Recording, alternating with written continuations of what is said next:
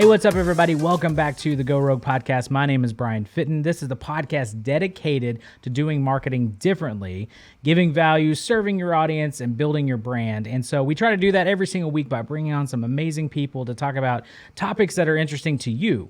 So if you can, make sure you subscribe to our podcast if you haven't already. But also today I have my co-host with me, Miss Lauren Lewis. How's it going, Miss Lauren? It's going good. How are you, Brian? Doing well.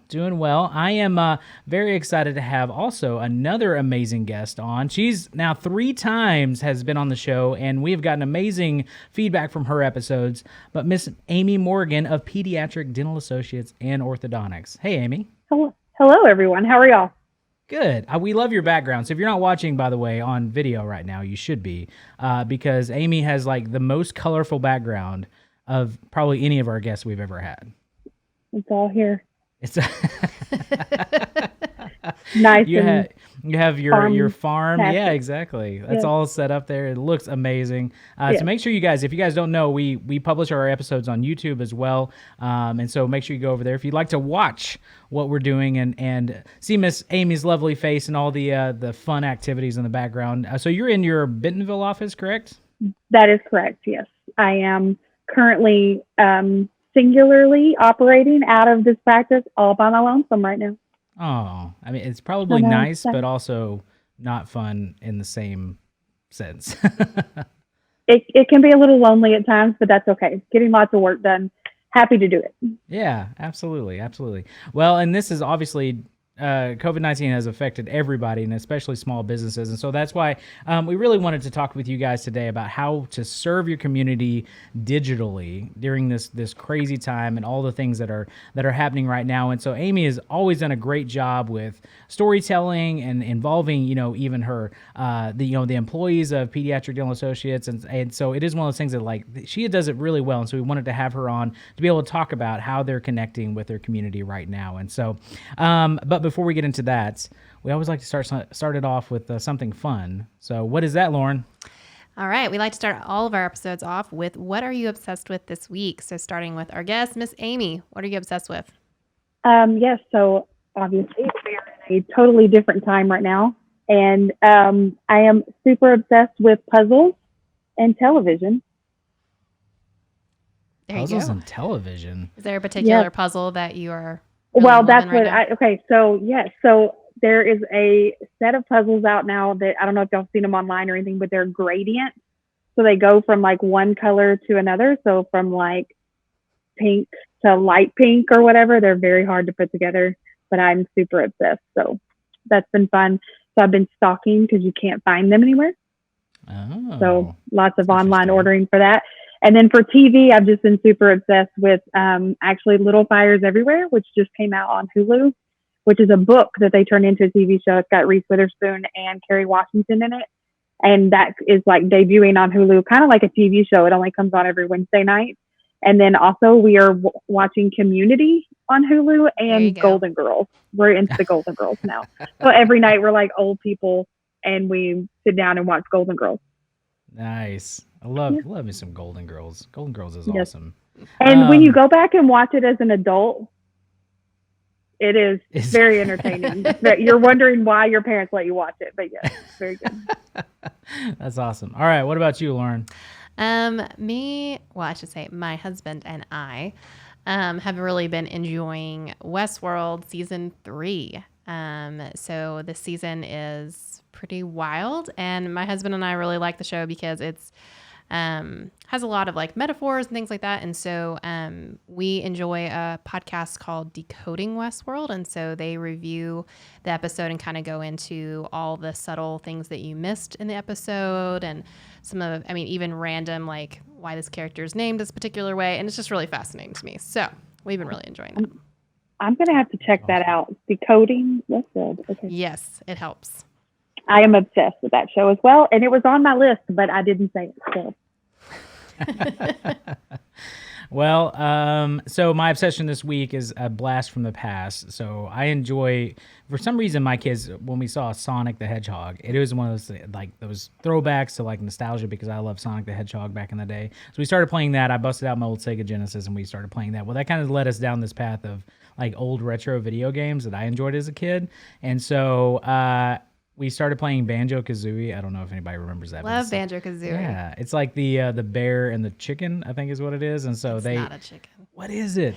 It's like a roadrunner or something, but it's definitely not a chicken. Well, my kids think it's a chicken, and so they love it. So they're like, do the chicken, do the chicken. They laugh and laugh and laugh. So anyway, so it's been fun for my preschoolers to like sit there. It's so funny. They want me to play, so I'm enjoying it because I'm like, I'm playing video games as they're watching and they're telling me what to do. And it's like an old Nintendo 64 game, I believe. And so it's been, yeah, it's been a lot of fun. So anyway, that's been my obsession this week. They're always excited to play like old video games. So then some of those old games are like super hard too. Like it's crazy. I'm like, I'm an adult now and I should be able to play this easily with no issue. And I'm like, this is hard stuff. So Banjo-Kazooie don't play though. that is true. That is true. That is true. All right. Well, hey, if you have an obsession this week, make sure you put it in the comments of basically if we're on Instagram or Facebook, if you're watching some of these replays and stuff, but make sure you let us know about your obsession this week because we always like to find out interesting and cool things that are happening. Like Lauren's got me on, it's on the list now to watch Westworld because I haven't watched it before. And so I'm very excited to get into that and get all the craziness that she talks about, just so we can have conversations about it, I think mainly. But yeah, so let us know what your obsessions are because it's always fun, especially during this crazy quarantine time. We just want to make sure that we're engaging in different things and not getting too bored or too, cabin fever-ish. And so we want to make sure to give you guys some awesome stuff to check out. So with that being said, though, let's jump into our topic today, which is what, Lauren? How can we serve our community digitally? That is a great thing to jump into because obviously it is craziness right now. And so that's why, like I said before, we had Amy Morgan on today. So in light of obviously COVID-19, Amy, what are you guys doing at PDA Know that is really, how are you connecting with your customers right now, your community? How are you making sure to get the word out and communication as well as, making them feel like they're taken care of? What are you doing right now? Absolutely. So we are in a unique situation in that we are actually a dental office. So because we are a dental office, we are under a set of mandates from the state that we had to technically close our doors. So we're not allowed to technically see patients in the office unless it's a dire emergency. And there's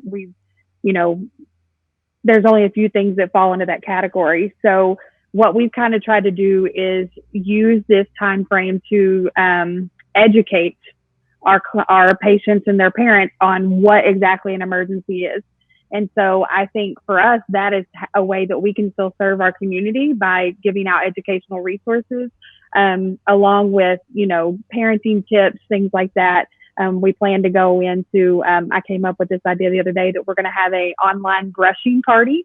So we'll be doing that. And so that will allow us to kind of connect with the kids, but also encourage the parents to stay on top of brushing and things like that. And then also, I think just continuing to, for me specifically, very importantly, is that just to continue to support local businesses. I think that's another way you can serve your community without you don't have to use social media technically for that, but still using your own resources that are available to you to support the local community. And I just feel like that's an important thing is to continue to give value without asking for something in return at this time. Yeah, no, I love that. And that's one of the things that I absolutely love about Northwest Arkansas in general is we've seen so many businesses do some give back like type things. And actually this happened during Give Back NWA, which Amy, do you know a lot about that? For the Northwest Arkansas Give campaign? Yeah. Oh yeah. So we kind of talked to them and we had these big plans that got railroaded by COVID-19, but they did a really big just one day jump where they had other community partners, all the like nonprofits in Northwest Arkansas could apply to be a part of this program. And then they were given like matching grants and rewards, and there were different gift cards for different types of social media campaigns and things like that.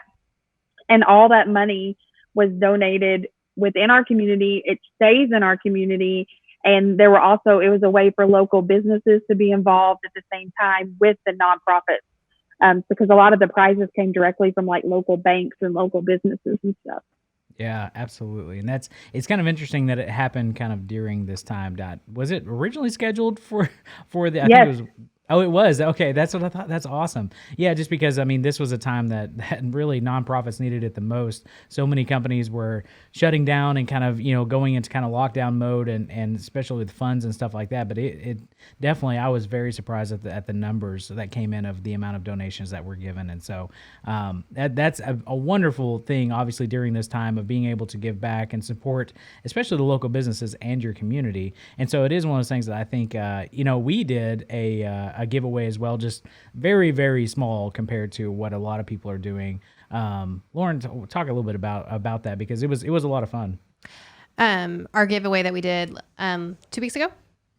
Yeah. So it was a lot of fun to go out to some of our favorite local businesses that we had actually, most of them had been on our podcast. And it was just a really chance to gather some gift cards from them and do a fun giveaway to nominate someone who you think deserves this. And so we had thought particularly about teachers and healthcare workers or even police officers, like anyone who's having to be out and possibly getting exposed to this, but serving our community. And so it was really fun to see people nominate who they thought in their community deserved these gift cards, but at the same time partnering around our favorite local businesses that we would be devastated if they did not survive this particular season.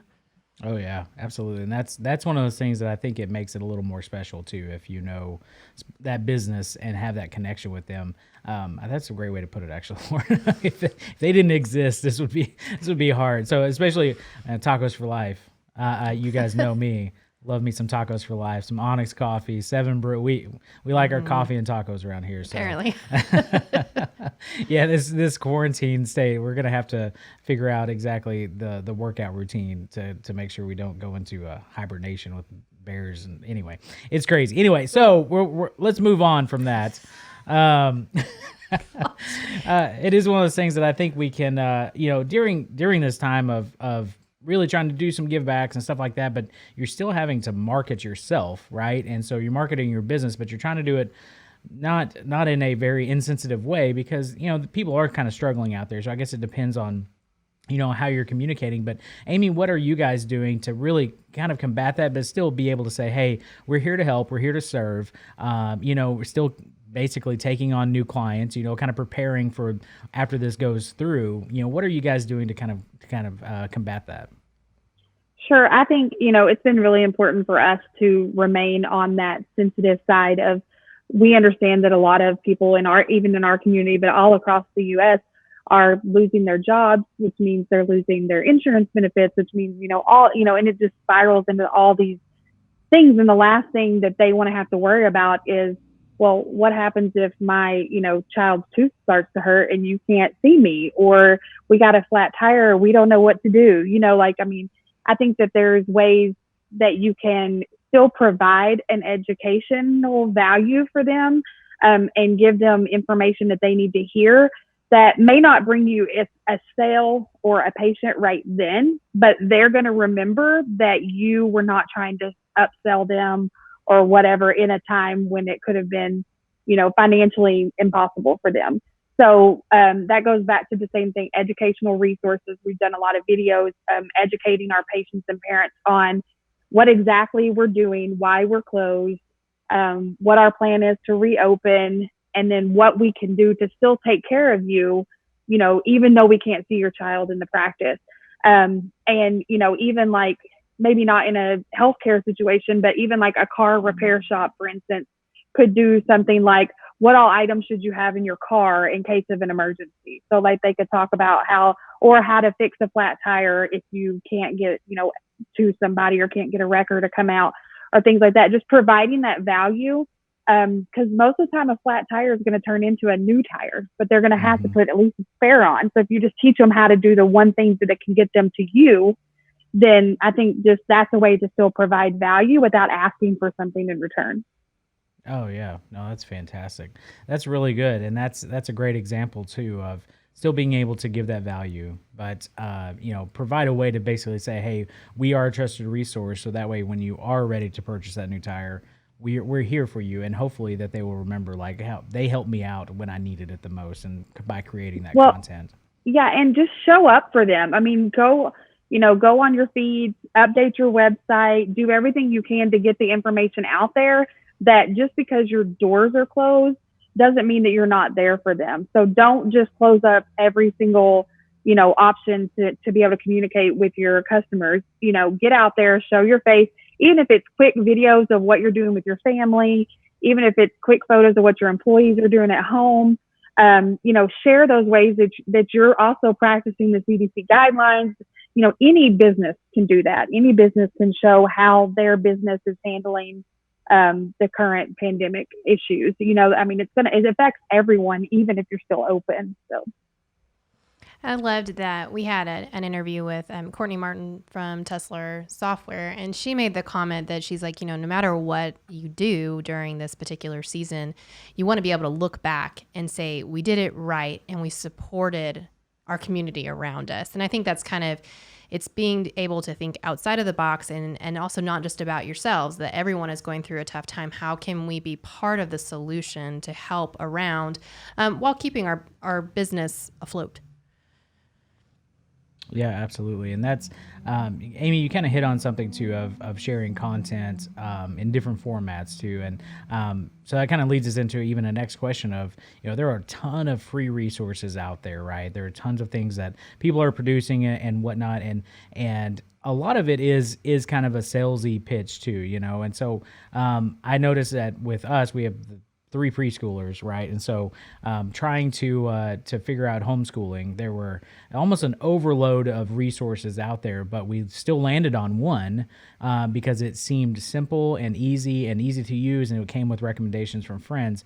But they did some good job with content, and so you've always done an amazing job with creating different pieces of content. Like I said, even stories seem to be kind of your go-to. You do an amazing job of that.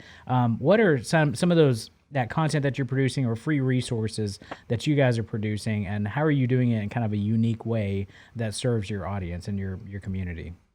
Well, I think, number one is we have a lot of content available that we've already made. So I encourage businesses to look back on what you've already produced and try to come up with a way to reintroduce that, so that you're not reinventing the wheel necessarily, but you're also not having to spend more money, doing a new video or getting another employee. And, you can repurpose a lot of your content.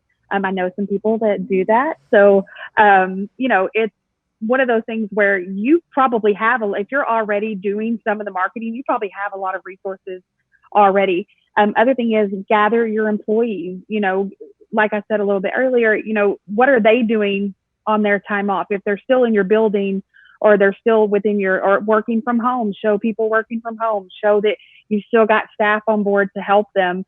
If you're, as the owner, show them what you're doing, what you're doing in the community. I just posted some stuff with one of our doctors yesterday. He was out in a state park with his kids, practicing social distancing, getting outside, but still enjoying the area that we have right here in Northwest Arkansas. And it was a way to kind of just show that we're still in our community and we're still doing the things that we need to do within our community to be here. But, again, none of that was any related to dental whatsoever. None of that had to do with Dr. Jason providing braces or Invisalign or anything like that. It literally was just a picture of him and his family. And we got a lot of response from that. Just, even just direct messages saying that they liked it or whatever. Even just the most simple thing can really pay off in the end. And I think the most important thing in this whole thing is to continue to show up and just continue you hear it all the time, to be consistent. And now is the most important time, especially with social media. People have nothing else to do right now except to be on their tablets, or be outside. So if they're not outside, then they're going to be inside, and they're going to be on their mobile devices, on their laptops, on their iPads, looking for content, looking for what their friends are doing, looking at what they're watching. And they're looking for that information now. Like we still have parents that are calling to schedule new patient appointments, knowing that we are not open, but that's at top of mind. The things that are not in their normal day to day are now like, oh my gosh, I should make a dental appointment while I'm sitting here, or I should make my oil change appointment, or, there's all kinds of different things that are coming up that are shocking to me that people are thinking about that. Yeah, absolutely. That's definitely one of those things that I think you hit on a lot of really good stuff too, and that one is show up for your people, right? Show up Sure. and consistently be there, because they're on their phones, they're in there. So that content, those resources that you're creating, you want them to stop the scroll and see that stuff and still be engaged with you and let them know that you're there, right? If you go silent and you go dark, that only causes a little more anxiety when they do. All of a sudden it's like, oh yeah, I needed to do that. We needed to schedule that appointment. We needed to whatever. Are they even still open? What's going on with them? And you don't want that fear to take over. You want them to be able to say, oh yeah, I've been seeing their stuff all the time. They're doing fine. They're doing great. They're here for us when we need them. I think that's fantastic. And then obviously my favorite word, repurposing, reintroducing content, is absolutely true. I think you hit the nail on the head there. You shouldn't have to be recreating recreating the wheel every single day. It should be one of those things that if you've already been preparing and creating awesome content and you're already marketing, go back and look at some of the older stuff that you've done. A lot of it is probably still very relevant. And my favorite word, favorite word.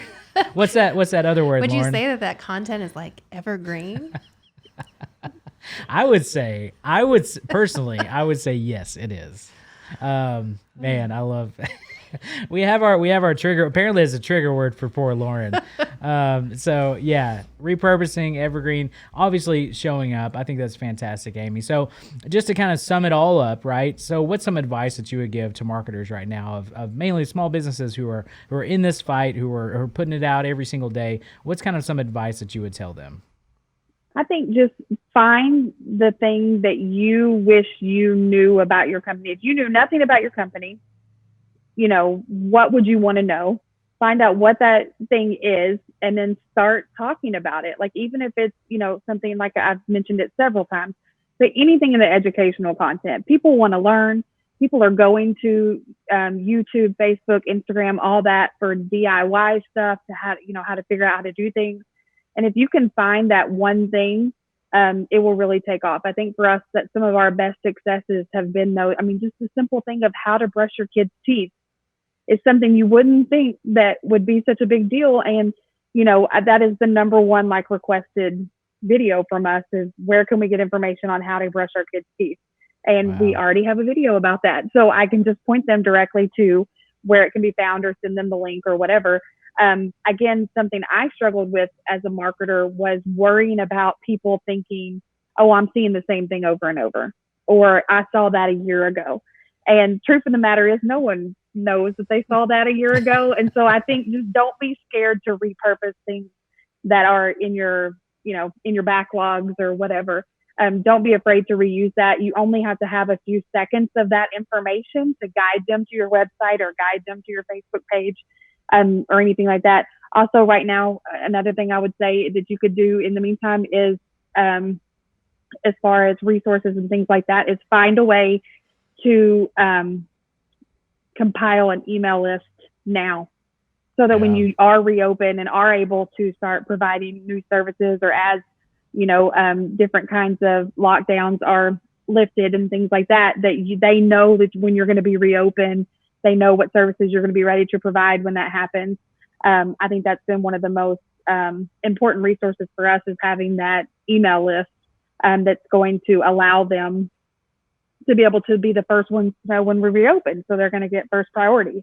And I think that the value of an email list kind of gets lost sometimes, but I think it doesn't have to be like an everyday thing that you send them out an email or anything like that. It's just about having a quick access to content for them. Mm-hmm. Yeah, absolutely. I think those are fantastic points. Yeah. Those are all different ways to connect with your audience out there. And especially in a situation where, like you said, they're not going to remember what you did last year. They're not. I mean, and that's just one of those things that I think we all have to remember. It's you want to be you want to be in their feed, making sure you're providing that value. But a lot of times it's a good refresher as well. You know, if you did it a year ago or even 6 months ago, they may need that same video to be like, oh yeah, I was going to learn about that. How many times do we do that ourselves? Where I'm like, yeah, I watched that video and I was going to go back and rewatch it to make sure I got all the points. And then you never do because life gets in the way. So that is part of showing up for your customers. I think that's fantastic, Amy. Lauren, any final words or final thoughts there? I think Amy really summed it up well, that you should be doing something, that just closing down completely and just going through the storm, it's not enough as much as it's justified that this is hard. Making sure to reach out to your community. We do have a voice through digital social media channels, and you should totally be using it to educate your audience on why they should be coming back when your doors are open. Yeah, absolutely. I think that's fantastic. So, hey, Amy, thank you again for joining us today. Obviously, so good. I mean, you might be the first person that's done it 3 times. Is that right, Lauren? Do we have a 3-timer? Yes. Oh, my bad. Amy, All right. we're gonna get you the 4th time. We're gonna get you a prize for something. I'm So sure you'll sorry. come up with something for me to talk about, Brian, and then I'll pretend like I know nothing, and then I'll come on here and talk. It'll be And then you'll just blow our minds with amazing content and all You these know, knowledge you know, bombs. Yes, absolutely. Well, hey, we appreciate it so much, and I know that our listening audience and viewing audience appreciates it so as well. Where can people, if they want to get in touch with you or follow what you're doing, where can they find you at?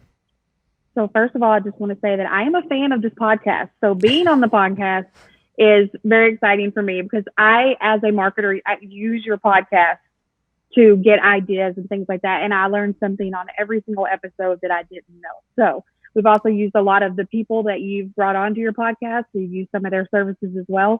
So if you're not already subscribed to Go Rogue, you need to go ahead and do that. But you can find me. Our website is smilesarwild.com. And we can also be found on Facebook and Instagram by searching Smiles Are Wild. And we also have an amazing YouTube channel. Unfortunately, at the time, you have to search our entire office name for that, which is Pediatric Dental Associates and Orthodontics. And, you can always email me at amy@smilesarwild.com. Awesome. Thank you so much, Amy. Make sure you guys reach out to her. Follow on all those platforms because she does an amazing job of really connecting with her digital audience. So thank you guys again, and we will see you next week.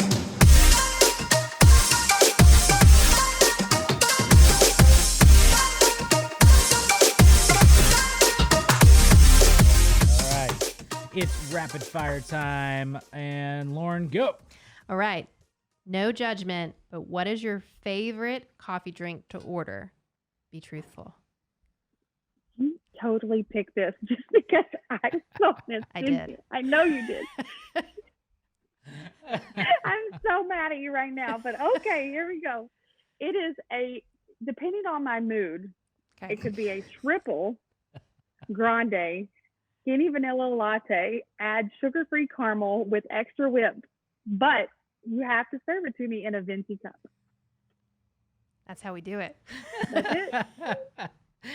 Here's the deal. One thing that you guys probably don't know is we love Amy Morgan. She's awesome, and I have ordered that drink for her a couple of times when we were hanging out, meeting up at Starbucks or something, and I usually have to get back out the text message, and I'm like, okay, here we go. I need this, and here's the deal. I can't say anything, so I'll do mine next because I was going to say yours is just no as better. Yeah, mine is just as bad.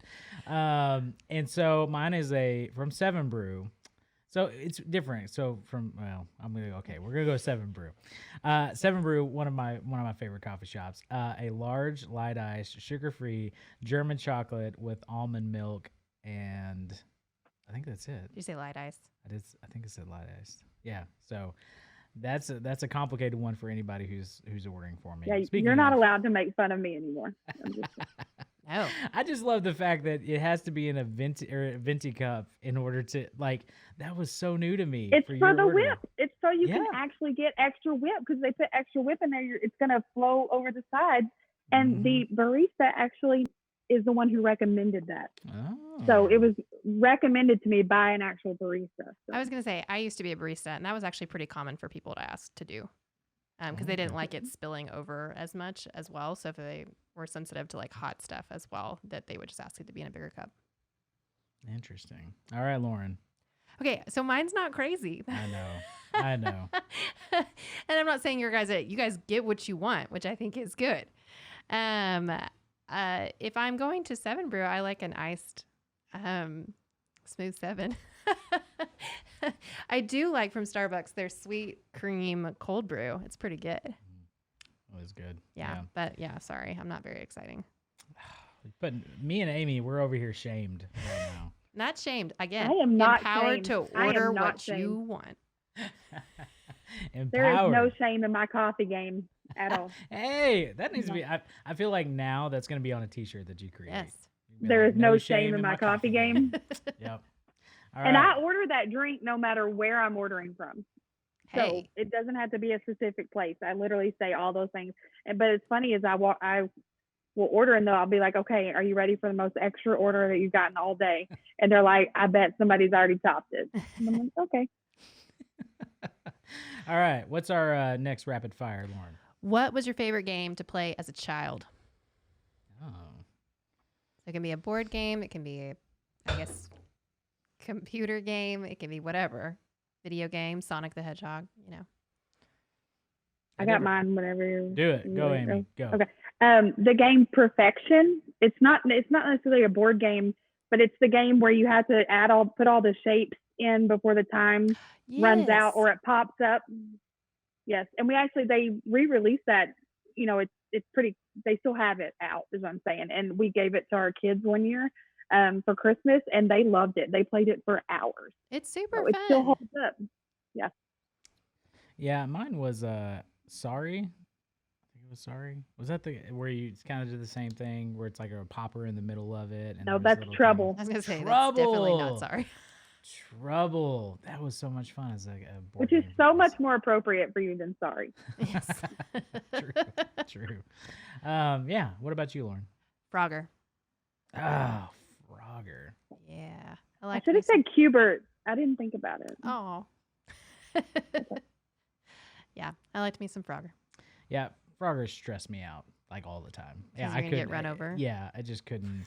Like Crossy Bird, I think is a new-ish Frogger. And Newish? yeah, I mean it's like 10 years old. But Okay. Still, Frogger's like from the 80s, right? I mean It's or old. 70s maybe. It's I mean, old. yeah. So okay, I don't feel as bad, but yeah, it stressed me out. So. Anyway, those are good, Lauren. Thank you so much. That's awesome. Thanks, Yeah, thanks. Amy. Those were. I feel more in my element now with our coffee orders. So no shame in your coffee game. We're gonna Right. trademark that. Gonna make a shirt or something like you said. Yeah. That's right. That's right. All right. Hey, awesome. And we're out.